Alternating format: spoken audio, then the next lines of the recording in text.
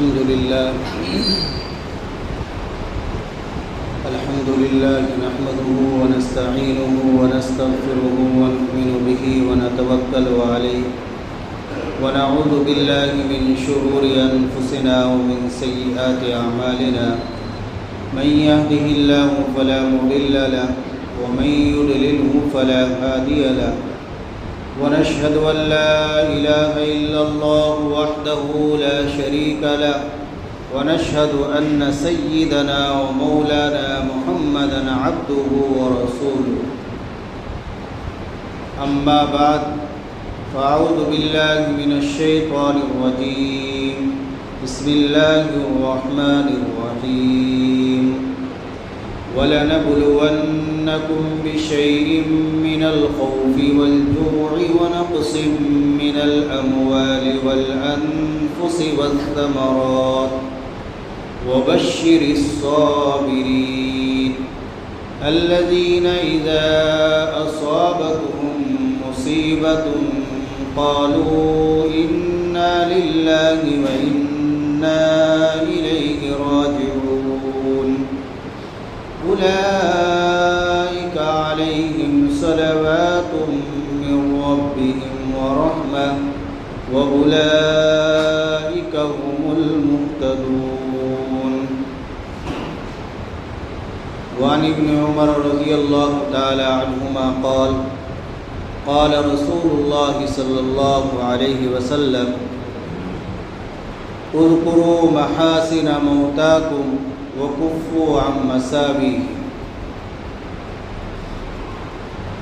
محترم بزرگوں اور بھائیوں،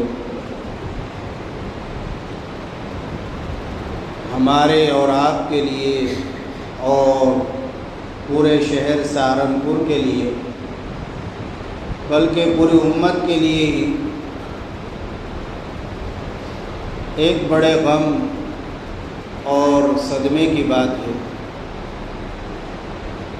کہ ہمارے درمیان سے وہ شخصیت اور وہ ہستی کہ جو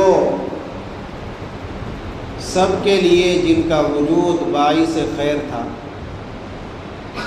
اور جو سب کے لیے تسلی کا سبب تھا، جن کے پاس جانے سے انسان کو سکون ملتا تھا، خوشی حاصل ہوتی تھی، جن کی صحبت سے زندگی کے اندر انقلاب اور تبدیلی پیدا ہوتی تھی،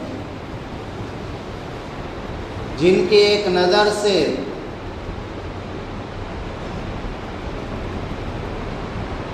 اللہ تعالی بڑے بڑے کام کرا دیا کرتے تھے، وہ ہمارے درمیان سے رخصت ہو۔ یقیناً سبھی کو بڑا صدمہ ہے، بڑا غم ہے اور بڑا خسارہ ہے۔ بالخصوص ہمارے مدرسہ مظاہر علوم سہارنپور کے لیے بہت بڑا حضرت کا سہارا تھا، حضرت کی بڑی خدمت۔ حضرت نور اللہ مرقدہ نے تقریباً 65-66 سال تک پڑھایا۔ 88 سال کی عمر کو 22-23 سال کی عمر میں پڑھانا شروع کر دیا تھا اور 66 سال تک بڑی محنت اور بڑی توجہ کے ساتھ پڑھایا۔ ایسا پڑھایا کہ جو پڑھاتے تھے کوشش یہ رہتی تھی کہ ہر طالب علم کے دل میں اتر جائے، اور تقریباً ہر فن کی بڑی بڑی کتابیں پڑھائی۔ حدیث شریف بھی نصف صدی سے زیادہ پڑھا۔ حدیث شریف کی ایک بڑی کتاب ہے ابو داؤد شریف، وہ حضرت نے 50 سال سے زیادہ تک پڑھا۔ ہم نے بھی حضرت نور اللہ مرقدہ سے پوری ابو داؤد شریف، پوری ترمذی شریف پڑھی۔ ایسی توجہ، ایسی لگن کے ساتھ، ایسی محنت کے ساتھ پڑھانا کہ ایسی مثال بہت کم ملتی ہے۔ اپنے کو بالکل فنا کر کے گھنٹوں کتاب دیکھتے تھے، پہلے مطالعہ کرتے، خود اچھی طرح اس کو مستحضر فرماتے، بغیر دیکھے بھی پڑھا سکتے تھے، لیکن یہ کہ اچھی طرح سبق ہو، وہ مطالعہ کر کے پھر بچوں کو سمجھاتے، آسان سے آسان تر۔ ہزاروں کی تعداد میں حضرت کے شاگرد ہیں، کتنے ہی شاگرد تو ایسے ہیں کہ جو اس دار فانی سے رخصت بھی ہو۔ ابھی سال گزشتہ پٹنہ میرا جانا ہوا تو وہاں ایک بزرگ ملے، تقریباً 85-86 سال عمر ہے ان کی، اور ان کے بیٹے ہیں 60-65 سال کے، وہ بھی عالم، ابا بھی عالم۔ تو دونوں باپ بیٹے بتا رہے تھے کہ ہم نے حضرت سے یہ کتاب پڑھی، ہم نے یہ کتاب پڑھی۔ اب انہوں نے اپنے پوتے کو بھیجایا، تیسری پشت آئی تھی کہ یہ بھی حضرت سے مستفید، حضرت سے۔ ایسی بہت سی مثالیں ہیں کہ دادا بھی شاگرد اور باپ بھی شاگرد اور پوتا بھی شاگرد، 3 نسلوں۔ تو اللہ نے ہمیں ایسی ہستی سے نوازا تھا، جتنا ہم نے استفادہ کیا وہ یقیناً کم ہے، ہمیں اور حضرت سے استفادہ کرنا چاہیے تھا، حضرت کی صحبت اختیار کرنی چاہیے تھی۔ اس پر ہمیں افسوس، لوگ غیر ملکوں سے آ کر کئی دن حضرت کی خدمت میں گزار کر جاتے تھے، لیکن میرے بھائیوں اور بزرگوں، جو اس دنیا میں آیا ہے وہ جانے کے لیے ہی آیا۔ اس دنیا میں جب ہمارے نبی پاک صلی اللہ علیہ وسلم نہیں رہے تو پھر کون ہے جو ہمیشہ رہے؟ تو جو آیا ہے ایک نہ ایک دن اسے جانا ہے۔ اللہ پاک فرما رہے ہیں وَلَنَبْلُوَنَّكُمْ بِشَيْءٍ مِّنَ الْخَوْفِ، ہم تمہاری آزمائش کریں گے کچھ خوف کا ماحول پیدا کر کے، ڈر کا ماحول پیدا کر کے، اس ڈر کے ماحول میں بہک نہ جانا، بھٹک نہ جانا، ایمان پر، توحید پر ثابت قدم رہنا، برقرار رہنا۔ کوئی تمہیں ڈرائے گا سرکار سے، حکومت سے، کوئی ڈرائے گا کسی قانون کے نافذ کرنے سے، کسی قانون کے لانے سے، لیکن تمہیں ڈرنا نہیں، اپنے اللہ پر یقین و بھروسہ رکھنا ہے، اپنے اللہ کے احکام پر چلنا ہے، رسول اللہ صلی اللہ علیہ وسلم کی سنتوں کو زندگی میں لانا ہے۔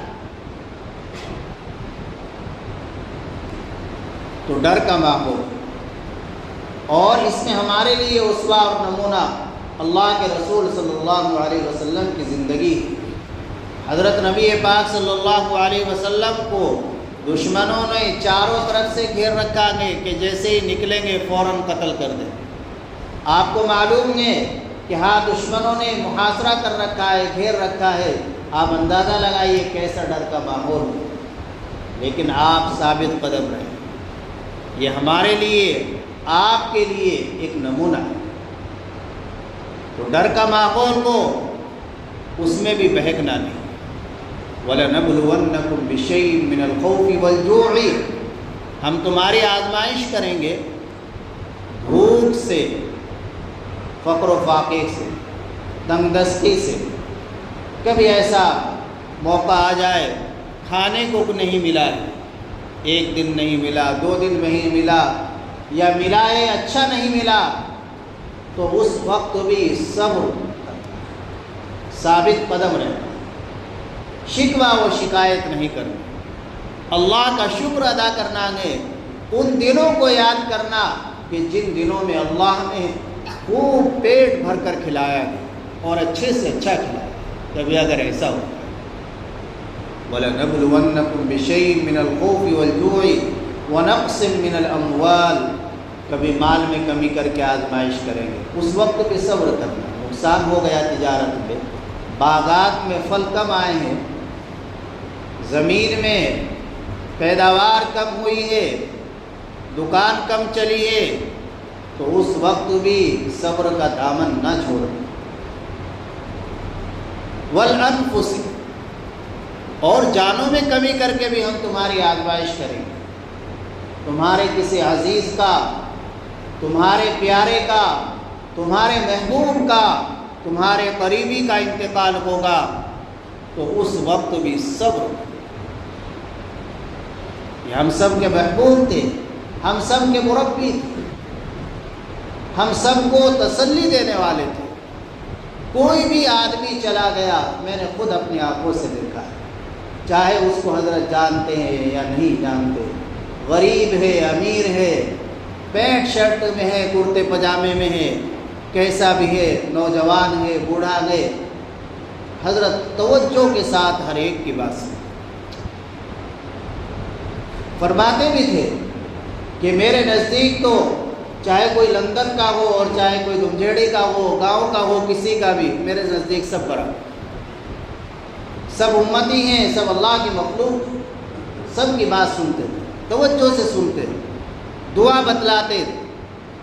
حضرت نور اللہ مرقدہ کا ایک تجدیدی کارنامہ ہے کہ امت کو، ایک بڑی تعداد کو تعویذوں سے بچا کر اللہ کے رسول صلی اللہ علیہ وسلم کی بتائی ہوئی دعاؤں پر لگا دیا، اور ان دعاؤں سے امت کو بڑا فائدہ پہنچ رہا ہے، جو ان دعاؤں کا اہتمام کر رہے ہیں، پڑھ رہے ہیں۔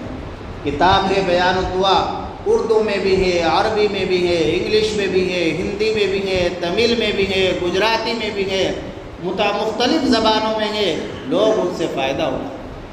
اللہ نے ایسی مقبولیت اس کتاب کو عطا کی۔ ایک دن فرما رہے تھے کہ معلوم ہے اس کتاب کی مقبولیت کا کیا راز ہے؟ میں نے کہا حضرت بتا دیجئے۔ فرمایا کہ ہمدردی۔ میں نے کہا جی کیا ہے؟ ہمدردی حضرت میں بہت کہ ہمدردی ہے کہ میرے بڑے بھائی تھے، حضرت کے بڑے بھائی تھے مولانا الیاس صاحب، مولانا شاہد صاحب رحمۃ اللہ علیہما کے والد محترم، وہ حضرت کے بڑے بھائی بھی تھے اور حضرت کے ہم زلف بھی تھے، ساڑھو بھی، کہ انہوں نے کچھ دروس جمع کر رکھے تھے بڑی بڑی کتابوں سے، عساکر سے، فلاں سے، تو میرے پاس لائے، میں نے ان کو دیکھا تو میرے دل میں خیال پیدا ہوا کہ میں ان کو چھپوا دوں، میرے بھائی کو خوشی ہو۔ ادخال السرور فی قلب المؤمن عبادت، مومن کے دل میں خوشی داخل کرنا بھی عبادت ہے۔ ہمارا حال تو یہ ہے کہ ہم جس مومن کو جو چاہتے ہیں کہہ دیتے ہیں، جیسی چاہتے ہیں ٹھیس پہنچا دیتے ہیں، ہمارا خیال یہ نہیں رہتا کہ ہم اپنے بھائی کے دل میں خوشی داخل کریں، اسے کچھ ہدیہ دے کر، اسے کچھ کھلا پلا کر، یا کم از کم اس کے ساتھ مسکرا کر اچھے طریقے سے بات کر کے، یہ بھی عبادت ہے۔ تو میرے دل میں جذبہ پیدا ہوا کہ میرے بھائی کو خوشی ہوگی، میں یہ چھپوا دوں، تو میں نے اس کے ساتھ کچھ دعائیں جو میں پڑھتا تھا اور اپنے گھر والوں کو بھی لکھ کر دے رکھی تھی وہ لگا دی۔ چنانچہ شروع میں یہ کتاب جب چھپی تھی تو مسنون دعائیں مع مختصر درود شریف اس طرح کر کے چھپی تھی، پہلا سب سے پہلا ایڈیشن۔ پھر بعد میں یہ بدلا گیا بیان، تو حضرت نے فرمایا کہ اس کی مقبولیت میں اس چیز کو بھی بڑھا دیا۔ حضرت کے ساتھ اس کتاب میں کام کرنے کا موقع ملا، متعدد کتابوں سے، بڑی کتابوں سے حضرت نکالتے تھے، نکلواتے تھے، پھر حضرت ارشاد فرماتے اور میں لکھتا رہتا۔ اس کے بعد پھر دیوبند اس کتاب کی کتابت ہوئی، وہاں بھی جانا ہوا، تو بڑے محنت سے، بڑے اخلاص سے حضرت نے یہ کتاب لکھی۔ اس لیے اللہ تعالیٰ اس کتاب سے خوب فائدہ پہنچا رہے ہیں۔ ہمارا کوئی گھر خالی نہ ہونا چاہیے، یہ کتاب ہمارے گھروں میں ہونی چاہیے، اور اس کتاب کی جو دعائیں ہیں، خاص طور سے صبح شام کی دعائیں، وہ تو ہمیشہ پڑھنی چاہیے۔ الحمدللہ 10-12 سال ہو گئے اس کتاب کو لکھے ہوئے، مجھے یاد نہیں کہ کبھی میری یہ دعائیں چھوٹی ہو، سب یاد ہے، حفظ ہو گئی، اور بڑی اچھی دعائیں، بڑی قیمتی دعائیں۔ ہر دعا کا مضمون کیا ہے، ترجمہ کیا ہے، فضیلت کیا ہے، حضور اکرم صلی اللہ علیہ وسلم اس دعا کو کب پڑھتے تھے، یہ بھی لکھا ہوا۔ تو بجائے اس کے کہ آپ تعویذوں کے اور عاملوں کے چکر کاٹے، آپ وہ کام کریں جو اللہ کے نبی صلی اللہ علیہ وسلم نے کیا ہے، ان دعاؤں کا اہتمام کریں۔ تو یہ ہمدردی تھی شفقت تھی، شفقت کے بے شمار واقعات، ایسی شفقت مخلوق پر اور ایسی ہمدردی، ایسی سخاوت کہ میں نے اپنی آنکھوں سے نہیں دیکھی۔ ایک کتاب اور ہے دعاؤں کی، الحزب العظم، اس میں پورے ہفتے کی دعائیں، ہر دن کے الگ الگ، بار کو یہ منزل پڑھنی ہے، اتوار کو یہ پڑھنی ہے۔ وہ ہے تو ملا علی قاری رحمۃ اللہ علیہ کی، حضرت کے ساتھ مل کر اس کی تحقیق کی گئی، ترجمہ وغیرہ میں جو تھوڑی بہت خامی تھی وہ دور کی، تو پورا رمضان المبارک 1 سال لگا۔ جس سال وہ کرفیو لگا تھا وہاں ادھر مسجد کو جھگڑا ہوا تھا، 12-13 سال کی بات ہو گئی، تو اس سال 9 بجے سے لے کر رمضان میں 9 بجے سے 12:30 پون بجے تک یہی کام کس عمر۔ زیادہ سونے کے بہت مخالف تھے، نہ خود سوتے تھے اور جو زیادہ سوتا تھا اسے بھی پسند نہیں فرماتے، بس 2-3-4 گھنٹے کی نیند لی، آرام کیا ہو، بس اپنا کام میں لگے، نوافل پڑھ رہے، حدیث شریف پڑھ رہے۔ تو اس وقت دیکھا رمضان المبارک میں کہ بہت سے مانگنے والے آتے تھے، غریب آتے تھے، تو کئی ہزار روپے روز ان کو دیا گیا۔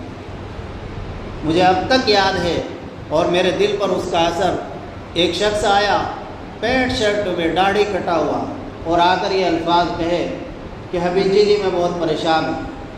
اتنے بڑے عالم کو حبیب جی میں بہت پریشان ہوں، میرے کچھ مدد کرو۔ حضرت کے پیشانی پر کوئی بل نہیں پڑا، حضرت اٹھے اور اپنی الماری سے اس وقت 1000 کا نوٹ تھا، سرخ، یاد رہا ہوگا کہ بھول تھوڑا ہی گئے ان نوٹوں کو، تو وہ 1000 کا نوٹ اٹھایا اور میرے ہاتھ سے ہی دلوایا۔ اس دن 3500 روپے دلوائے 3-4 گھنٹے کے۔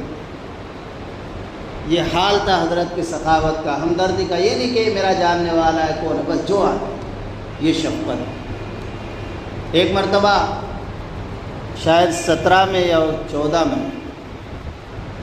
میں، سن 2014، ہاں سن 2014 میں یا 15 میں عمرے میں گئے تھے ہم رمضان کے علاوہ، تو وہ کھجوریں میری آئی تھی، ایئرپورٹ پہ ہی غائب ہو، کلمی کھجوریں تھی بہت شاندار۔ اس وقت یہاں کھجور ملنے کا تصور نہیں تھا مدینے کا، اب تو جامع مسجد پہ مل جاتی ہے سب، کلمی کھجور لے لو، عجوا کھجور لے لو، لیکن اس وقت تو مدینہ پاک کی ایک کھجور کی بڑی قیمت تھی اور بڑی عظمت تھی، بڑی محبت تھی، ایک کھجور کے لیے انسان ترستا تھا۔ حضرت بھی کسی کو دیتے، یہ فرمایا کرتے تھے، عنایت فرماتے کہ اور سب چیزیں تمہیں مل جائے گی، یہ نہیں مل گی تمہیں سہارنپور میں، دلی میں ملتی ہوگی ملتی۔ تو میری کھجوریں غائب ہو گئی، حضرت کو معلوم ہوا، حضرت بھی تشریف لائے تھے عمرے سے، تو جو زمزم کا وہ آتا ہے 5 کلو کا پیکنگ، اس میں جو پنی ہوتی ہے وہ پوری پنی گھر سے بھر کر 5 کلو کھجور کلمی، اس وقت آپ اندازہ لگائیں، ایسے وقت میں جب آدمی کوئی کھجور یہاں مدینہ پاک کی تصور ہی نہیں ہو سکتا، اپنے ہاتھ سے گھر سے لا رہے اور بیٹھک میں لا کر مجھے عنایت۔ یہ حضرت کی شان، یہ تعلق، اتنی کھجور آپ کو کوئی نہیں دے سکتا، اس وقت کوئی مثال نہیں، 5 کلو کے قریب کہ آپ کی کھجوریں آئی نہیں۔ ایک مرتبہ کھانسی ہو رہی تھی، فرمانے لگے کہ میرے پاس دوائی ہے، آ جاؤ میرے ساتھ۔ میں گھر گیا تو دوائی لائے اٹھا کے پینی، اور پھر وہ مجھے عنایت فرمائی، اور اس کے بعد فرمایا کہ یہ ڈھکن جو ہے، ڈھکن سے نہ پینا، اس کی یہ ڈھکن لگ جاتا ہے ہونٹ میں۔ ایسی باتیں، اتنے بڑے عالم ہو کر، اتنے بڑے عہدے پر، لیکن اپنے آپ کو کچھ نہیں سمجھتے، اپنے آپ کو نفس بے نفسی۔ تو یہ سب شفقت ہے، یہ سب اللہ کے نبی صلی اللہ علیہ وسلم۔ خیر میں یہ آیت شریفہ پڑھ رہا تھا، اس کا ترجمہ، اللہ پاک یہ فرما رہے ہیں کہ ایسے حالات آئے، کسی عزیز کا، محبوب کا آپ کے انتقال ہو جائے، تو اس وقت صبر سے کام لیں، وبشر الصابرین، صبر کرنے والوں کا کام یہ ہے کہ وہ اس وقت میں، ایسے مصیبت کے وقت میں، پریشانی کے وقت میں اللہ کی طرف متوجہ ہوتے ہیں اور یوں کہتے ہیں انا للہ و انا الیہ راجعون، ہم اللہ ہی کے ہیں اور اللہ ہی کی طرف لوٹ کر جانے والے ہیں۔ آج ہمارے بڑے چلے گئے، کل ہمیں جانا ہے، اس کی فکر کرنی ہے۔ اللہ نے پھر ایسے لوگوں کے لیے انعام بیان فرمایا، اولئک علیہم صلوات من ربہم ورحمہ واولئک هم المہتدون، یہی وہ لوگ ہیں کہ جن پر ان کے رب کی طرف سے رحمتیں ہیں، انعامات ہیں، اور یہی لوگ ہدایت یافتہ ہیں۔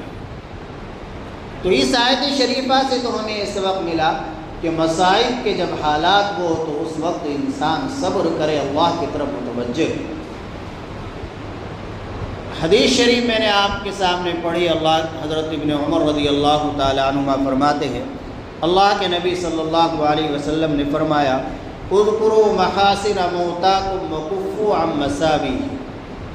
اس حدیث شریف کا ترجمہ یہ ہے کہ اپنے مردوں کی خوبیوں کا، اچھائیوں کا، بھلائیوں کا تذکرہ، ان کے اگر کچھ برائیاں ہیں تو ان برائیوں کو بیان کریں۔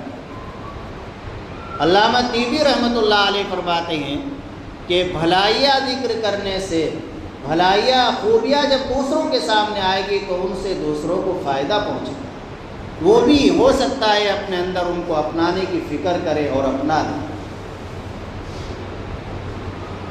ہمارے حضرت نور اللہ مرقدہ کی کیا صفات حسنہ ذکر کی جائے، ان کی تمام صفات حسنہ، ان کی زندگی حضرات صحابہ اکرام رضی اللہ تعالیٰ عنہم جیسی زندگی تھی۔ جو ان کے پاس وقت گزارتا، ان کے پاس بیٹھ کر آتا تو یقیناً وہ یہی محسوس کرتا کہ ہاں واقعی یہ زندگی صحابہ والی زندگی ہے۔ حضرت عبداللہ ابن مسعود رضی اللہ تعالیٰ عنہ فرماتے ہیں، من کان مستنن فلیستن بمن قد مات۔ جو آدمی کسی کی اقتداء اور پیروی کرنا چاہتا ہے، اتباع کرنا چاہتا ہے، تو وہ ان کی پیروی کرے، ان کا اتباع کرے، ان جیسا بنے جو گزر گئے۔ چونکہ جو زندہ ہیں ہو سکتا ہے وہ کسی فتنے میں مبتلا ہو، مرنے والے کے جو اوصاف حسنہ ہیں تو وہ تو ان کو ذکر کرو اور ان جیسے اوصاف اپنے اندر رکھو۔ اور پھر عبداللہ ابن مسعود رضی اللہ تعالی عنہ نے حضرات صحابہ اکرام رضی اللہ تعالی عنہم کی 3 صفتیں ذکر فرمائی۔ نمبر 1 فرمایا، ابرها قلوبا واعمقها علما واقلها تکلفا۔ یہ 3 صفتیں ذکر فرمائی، ان کو آپ سنو، سمجھو اور اپنے اکابر کو، علماء کو دیکھو کہ واقعی ان کے اندر بھی یہ صفات موجود ہے، اور ہماری بھی کوشش اور فکر یہ ہو کہ ان کی صحبت میں رہ کر ہم بھی اپنے اندر حضرات صحابہ اکرام رضی اللہ تعالی عنہم والی یہ صفات پیدا کریں۔ پہلی صفت یہ ذکر فرمائی، ابرها قلوبا۔ حضرات صحابہ اکرام رضی اللہ تعالی عنہم دل کے اعتبار سے بہت نیک تھے، بڑے نیک دل والے تھے۔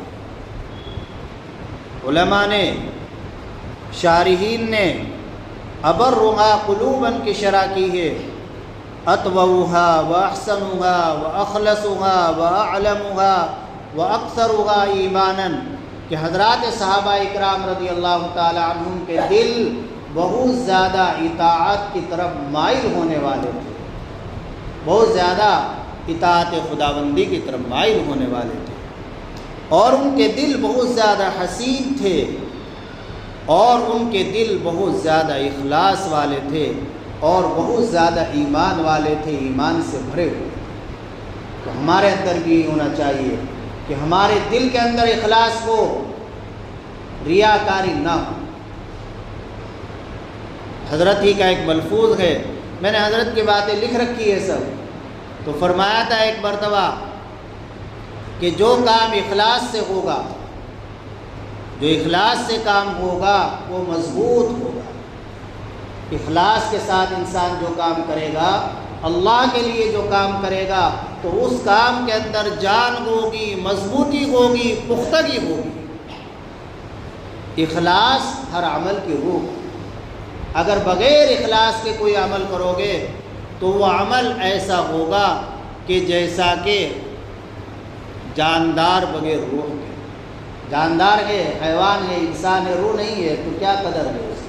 جانور ہے، اس میں روح نہیں ہے تو کوئی قیمت نہیں ہے۔ حضرت فرمایا کرتے تھے، جو کام بھی کرو اللہ کے لیے کرو، دنیا کا ہو یا آخرت کا ہو، چھوٹا ہو یا بڑا، جو بھی کام کرو اللہ کے لیے۔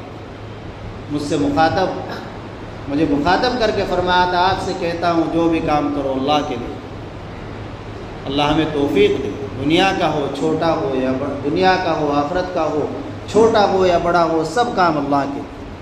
تو پہلی صفت تو ہمارے حضرت یقیناً نیک دل تھے، یہ صفت ان میں پائی جاتی تھی صحابہ والی میں سے۔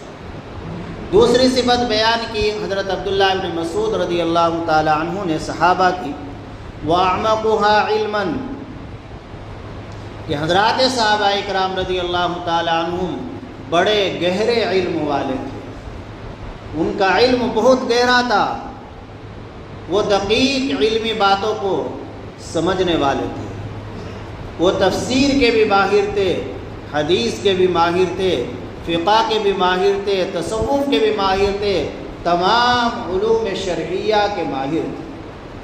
چنانچہ یہ صفت بھی آپ دیکھ لیجئے حضرت نور اللہ مرقدہ میں بخوبی پائی جاتی ہے۔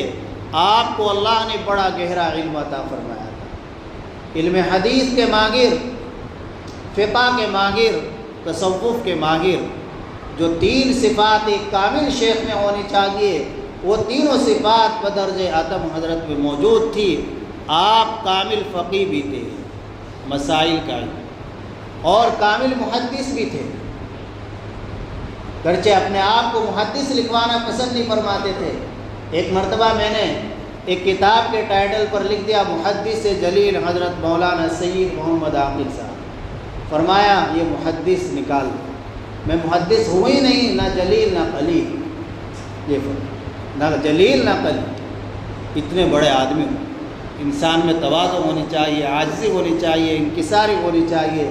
یہ سب باتیں سنانے کا مقصد یہی ہے کہ اللہ تعالیٰ ان کی یہ تمام صفات حسنہ، صفات مقبولہ ہم سب کے اندر بھی پیدا فرما دے، ہماری نسلوں میں پیدا فرما دے، امت کو حضرت کا نعم البدل عطا فرما دے۔ یہ سب ہے مقصد۔ حضرت نے عربی شروحات بھی لکھی، اردو شروحات بھی لکھی۔ ابو داؤد شریف جو 50 سال پڑھائی، 6 جلدوں میں بہت شاندار شان۔ دارالعلوم کے بڑے بڑے علماء بھی تعریف کرتے ہیں۔ ایسی شرح لکھتی کہ اس سے حدیث کی ہر کتاب تقریباً حل ہو جاتی، بہت معتبر، بڑا امت کو اس سے فائدہ ہو رہا ہے پورے ہندوستان میں، اور جہاں جہاں ملکوں میں اردو چلتی ہے وہاں اس سے خوب فائدہ اٹھایا ہے۔ اردو زبان میں، عربی میں بھی الحل المفہیم، الفیض السمائی، یہ سب عربی۔ اور حضرت شیخ زکریا رحمۃ اللہ علیہ کی جتنی کتابیں، ان سب میں حضرت شیخ زکریا رحمۃ اللہ علیہ کے ساتھ رہے۔ اتنی صحبت اور اتنا قرب شاید کسی کو نہ ملے۔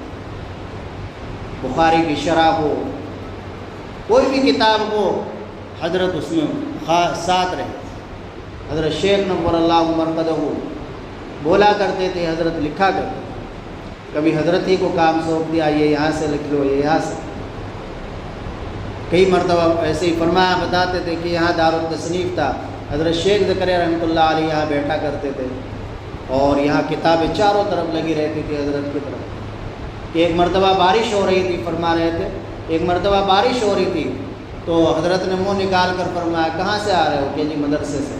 کہ چھتری نہیں آئے؟ کہ جی، کہ میں کہوں گا الیاس سے کہہ دینا چھتری لے کے دے دے، بڑے بھائی تھے جو حضرت مولانا الیاس۔ اور فرمایا کئی مرتبہ کہ خوبصورت نہ لینا ورنہ چوری ہو جائے گا۔ بہت ساری باتیں ہیں۔ خیر، دوسری یہ صفت گئے۔ تیسری صفت وَأَقَلُّهَا تَكَلُّفًا، حضرات صحابہ کی ایک صفت یہ ہے کہ وہ تکلف سے دور تھے، تکلفات ان کی زندگی میں نہیں، ان کے عمل میں بھی تکلفات نہیں تھے۔ جیسا مل گیا ایسا کھا لیا، جہاں جگہ مل گئی وہاں لیٹ گئے، وہاں سو گئے، اپنے آپ میں بناوٹ نہیں تھی۔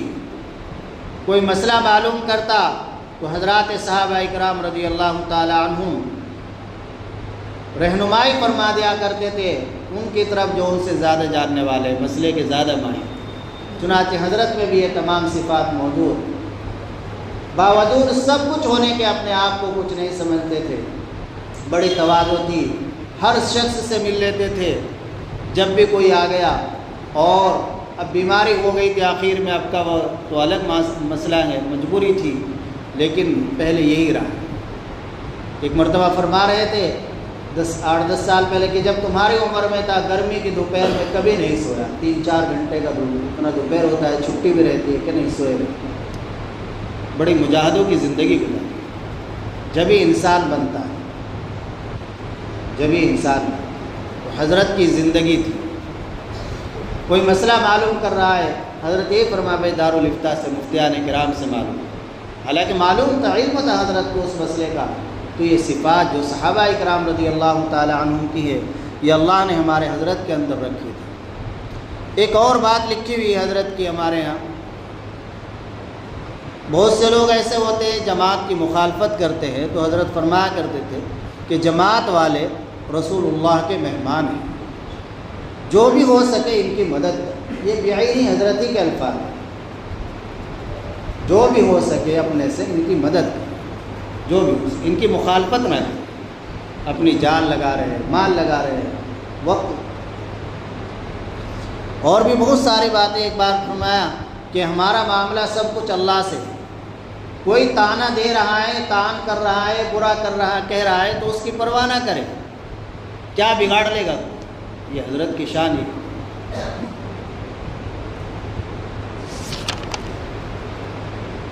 اور ایک خاص بات حضرت فرماتے تھے، اس پہ ذرا توجہ فرمائیں، فرمایا کہ پانی کے استعمال میں ہم بہت اسراف کرتے ہیں، فضول پانی بہہ رہا ہے، ٹنکی کھول دی، چل رہا ہے، بالٹیوں میں بالٹیاں ڈالتے جا رہے ہیں، نہانے میں خوب پانی خرچ کر رہے ہیں، وضو میں خوب خرچ کر رہے ہیں، ٹنکی کھلی ہوئی ہے۔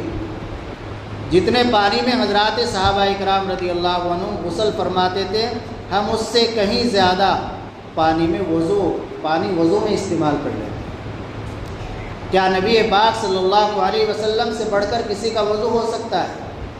نہیں۔ اسراف میں کئی گناہ ہیں، حضرت نے فرمایا، ایک تو اسراف ہی کا گناہ ہے، فضول خرچی کا، دوسرے ایذا کا گناہ ہے، تکلیف پہنچانا، اور ناقدری ہو رہی ہے پانی کی، ناقدری کا بھی گناہ ہے۔ تو اس میں ہمیں توجہ دینی چاہیے کہ ہم پانی کا استعمال کم سے کم کریں، پینے کے لیے تو خوب کریں جتنا آپ پی سکتے ہیں، لیکن وضو نبی پاک صلی اللہ علیہ وسلم ایک مد پانی میں فرما لیا کرتے تھے۔ وہ مد بنا ہوا ہے، میرے پاس رکھا ہوا ہے، پلاسٹک میں ہے، لیکن وہ اتنا ہی پیمانہ ہے جتنے میں لے کر پانی نبی پاک صلی اللہ علیہ وسلم وضو فرمایا کرتے تھے۔ میں نے اس سے وضو کر کے دیکھا بھی ہے، سنت کے مطابق وضو ہو جاتا ہے۔ ایک مد میں تقریباً ایسا ہوگا 1.25 کلو پانی۔ آپ بھی بنوا کر رکھ سکتے ہیں اپنے گھر میں، پلاسٹک میں بنوا لیں، آپ اسٹیل میں بنوا لیں، لکڑی والے ماشاءاللہ بھائی شاہد بیٹھے فیکٹری کے مالک، وہ بنا کے دے سکتے ہیں۔ ایک مد ایسے مد بن جائے لکڑی کا ہو تو اس سے وضو بھی کر لیں۔ ایک مد میں تو وضو فرما لیا، اور 5 مد میں غسل فرما لیا کرتے تھے، اس سے 5 گنی مقدار میں۔ اب ہم اپنا حال دیکھ لیں کہ ہم نے ٹنکی کھول دی اور بس پانی بہہ رہا ہے۔ ایک دن میں نے حضرت مولانا حسین صاحب پانڈولی والوں کو دیکھا، وضو فرما رہے تھے بیچارے، ذرا سا پانی لیتے، ایک ہاتھ سے ٹنکی بند کر رہے تھے پہلے، پھر وہ اتنا ہی پانی ملتا ہے۔ تو اس پہ بھی توجہ ہونی چاہیے، یہ اسراف گناہ ہے، زیادہ پانی کا استعمال، یہ بڑی قیمتی بات ہے۔ اور بھی بہت سارے قیمتی باتیں ہیں۔ ایک بار فرمائے حضرت کی کتاب میں بھی بیان الدعا میں، بس یہ آخری بات عرض کر دوں، باقی انشاءاللہ پھر کبھی۔ فرمایا کہ ایک بزرگ تھے حضرت حسن بصری رحمۃ اللہ علیہ، تو ان کے پاس ایک شخص آیا کہ رزق میں تنگی ہے، تو انہوں نے فرمایا کہ استغفار کر۔ پھر دوسرا آیا، اس نے کہا اولاد نہیں ہوتی، فرمایا استغفار کرو۔ پھر ایک شخص آیا کہ جی باغ میں پھل نہیں، فرمایا استغفار کر۔ کسی نے پوچھا سب کو استغفار ہی بتاتے ہیں؟ فرمایا کہ یہ تو قرآنی نسخہ ہے، سورہ نوح میں ہے، استغفروا ربکم انہ کان غفارا یرسل السماء علیکم مدرارا ویمددکم باموال وبنین ویجعل لکم جنات ویجعل لکم انہارا، کہ تم استغفار کرو، تمہارا رب تمہارے گناہوں کو معاف فرما دے گا اور تمہارے اوپر موسلادھار بارش برسائے گا، تمہیں اولاد دے گا۔ ایک اور چیز نظر پڑ گئی، آج کل شوگر کی بیماری بہت ہے، تو میرے سامنے ایک شخص نے حضرت سے عرض کیا کہ شوگر کا مریض ہوں، تو حضرت نے اس شوگر کے مریض سے فرمایا کہ درود شریف کے بعد درود شریف پڑھ لو، پہلے 7 مرتبہ بسم اللہ سمیت سورہ فاتحہ پڑھ کر اپنے اوپر دم کر دیا۔ تو جو شوگر کے مریض ہیں تو وہ انشاءاللہ اس پر عمل کریں گے تو فائدہ ہوگا۔ درود شریف پڑھیں اور 7 مرتبہ بسم اللہ سمیت سورہ فاتحہ پڑھ کر اپنے اوپر دم کر دیں۔ اللہ تعالی ہماری اس مجلس کو قبول فرمائے اور حضرت کے درجات کو بلند فرمائے۔ اب گزارش یہ ہے کہ 3 مرتبہ قل هو اللہ پڑھ لیں، حضرت کے لیے ایصال ثواب بھی، پھر دعا کر لیں۔ بسم اللہ سمیت سبھی حضرات 3 مرتبہ قل هو اللہ۔